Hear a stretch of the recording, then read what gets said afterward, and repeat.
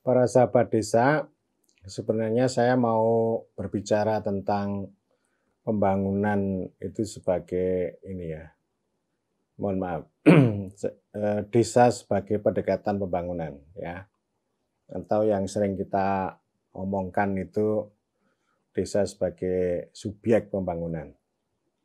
Tetapi sebelum berbicara ke sana, saya mau melakukan bongkar ya, kritik dulu lah ya. Ini kritik tentang pembangunan desa. Kalau di masa dulu yang masih diawetkan sampai sekarang, pembangunan ini kan berbeda dengan building. Tapi pembangunan yang kita kenal ada di dalam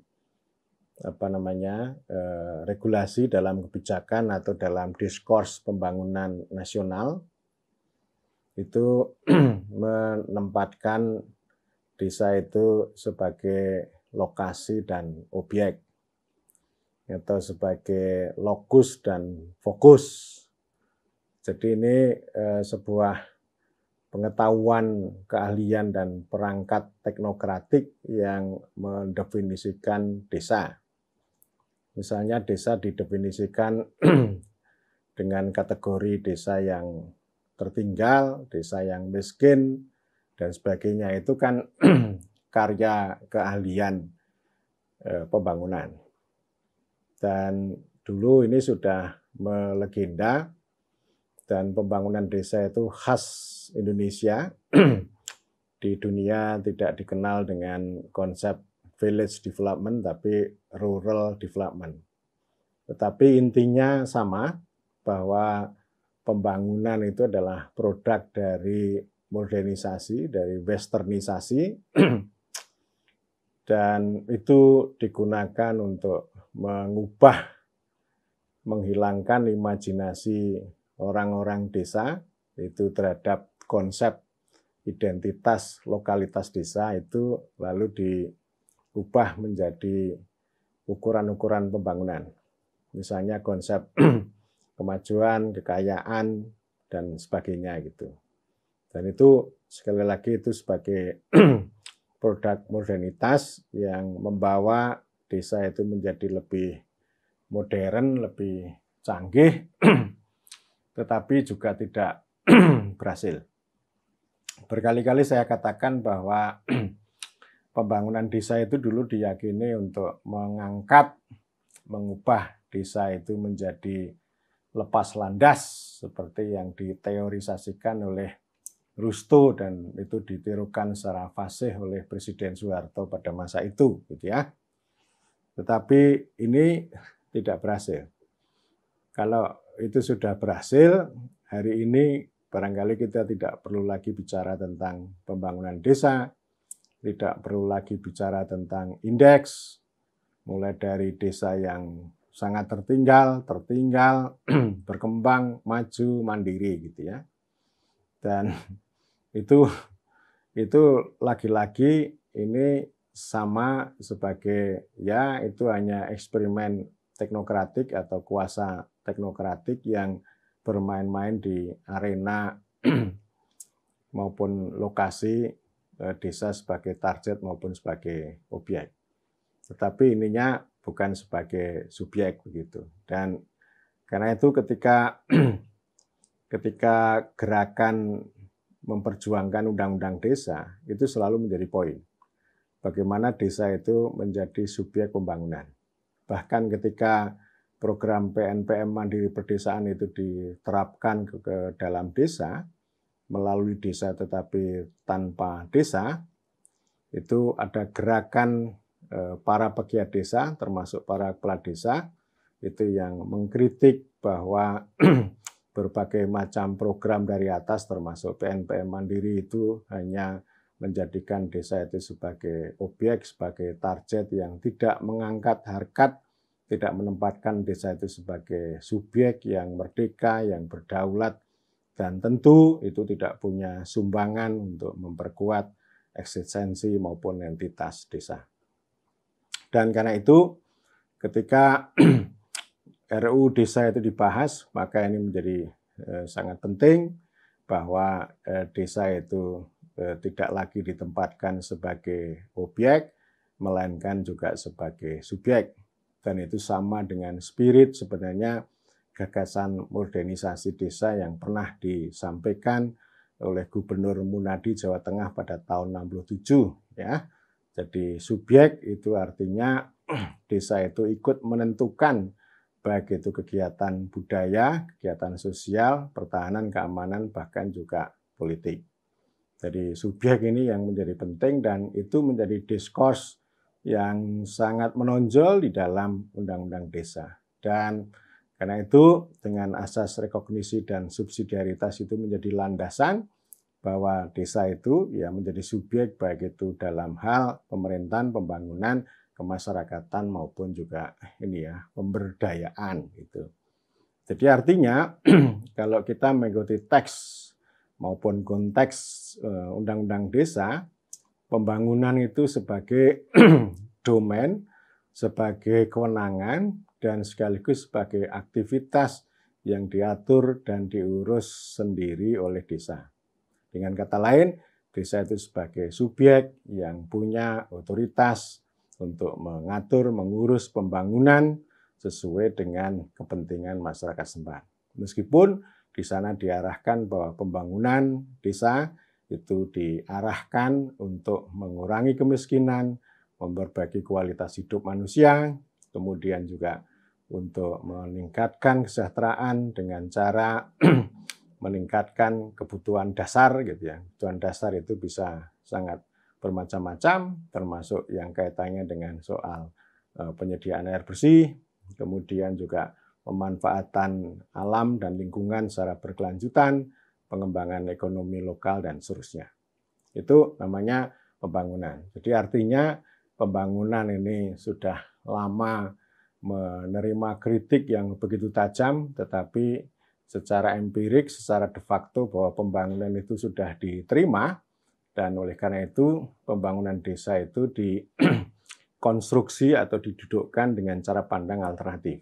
Artinya pembangunan itu tidak lagi seperti pembangunan fisik dan non-fisik pada masa Orde Baru, atau pembangunan yang tidak sekedar mengejar pertumbuhan, tetapi cukup lengkap, memperhatikan berbagai aspek, termasuk yang sangat penting adalah pemanfaatan alam maupun lingkungan, demikian juga dengan pengembangan ekonomi lokal, sehingga ini bisa menjadi kekuatan untuk dimanfaatkan sebesar-besarnya kemakmuran rakyat sesuai dengan perintah konstitusi itu.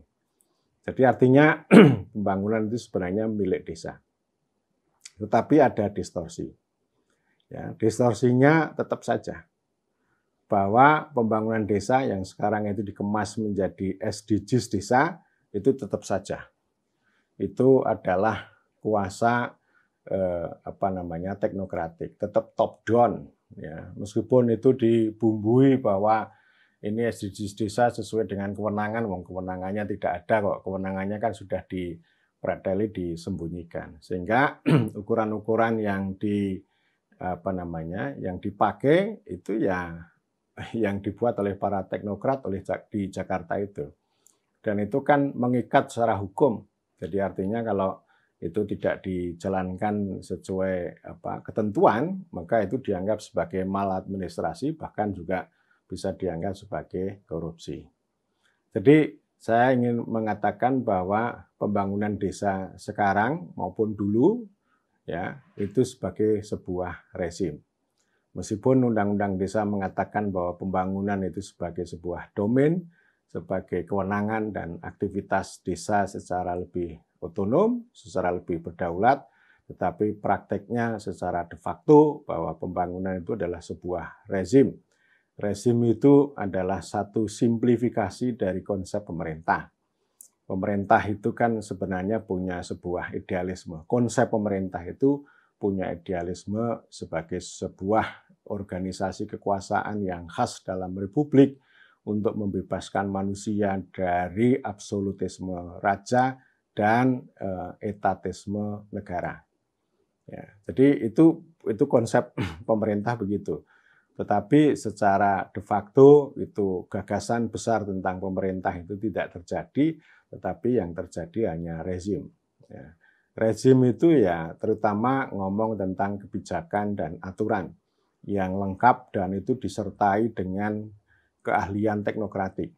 Misalnya pembangunan yang dirumuskan dengan SDGs desa dengan tolok ukur ada 18, kemudian masing-masing ada juklak, ada juknisnya, ada pedoman umumnya, dan itu semuanya adalah sebuah rezim.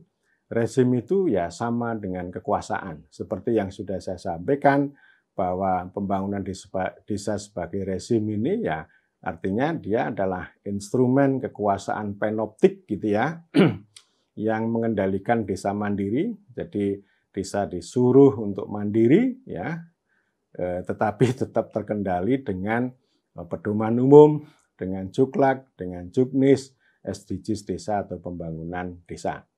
Jadi ini artinya bertolak belakang antara rezim dengan domain, dengan kewenangan tadi. Ya.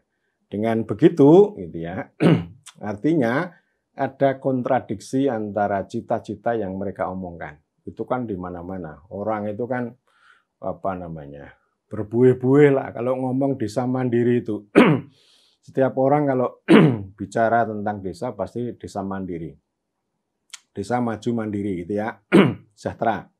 Itu yang selalu diomongkan. Selalu menyembunyikan kata desa kuat. Maju itu adalah konstruksi pembangunan. Jadi artinya pembangunan sebagai rezim ini itu mengkonstruksi agar desa itu maju. Sesuai dengan ukuran-ukuran yang dibuat oleh rezim. Dan kemudian mandiri itu tadi, ya mandiri itu artinya supaya ini ada prakarsa, ada inisiatif dari bawah, Anda punya otonomi, Anda punya kewenangan meskipun kewenangannya tidak ada, tapi tetap saja dikendalikan lagi. Jadi kontradiksinya itu antara rezim yang terkendali, yang terpusat, yang top down dengan desa mandiri yang itu menghadirkan prakarsa maupun kewenangan lokal. Itu kontradiksi. Ya kalau kontradiksi itu ya tidak akan membuahkan apapun. Akhirnya apa yang dihasilkan? Ya hanya rezim.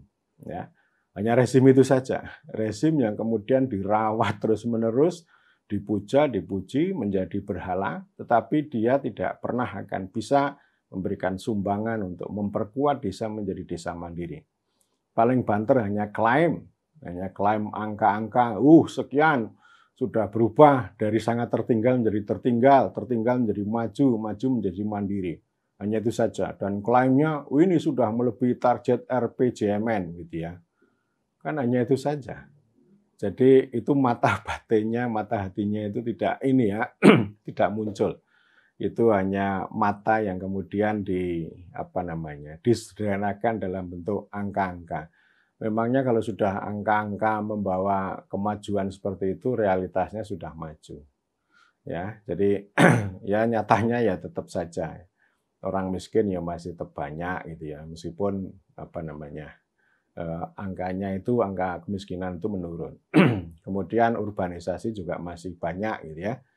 Nah, nanti saya akan bicara lagi nih soal mudik ke desa, hilir ke kota ini, itu menjadi indikator bahwa pembangunan itu tidak berhasil mengangkat harkat martabat orang desa seperti yang dicita-citakan oleh Undang-Undang Desa. Tetapi ya dia hanya melayani dirinya sendiri. Pembangunan desa itu hanya menjadi rezim yang mengendalikan dirinya sendiri, membangun pertunjukan bagi dirinya sendiri, tetapi tetap saja melemahkan desa itu sebagai objek, sebagai target, dan desa itu hanya sebagai itu tadi ya, sebagai objek pertunjukan. Tetapi tidak ada representasi kepentingan desa supaya ini bisa terangkat, hajat hidup orang banyak, kepentingan masyarakat setempat itu tidak direpresentasikan dengan baik, sehingga ini bisa punya sumbangan untuk membuat desa itu sebagai basis, sebagai arena, sebagai ruang kehidupan dan penghidupan bagi masyarakat setempat.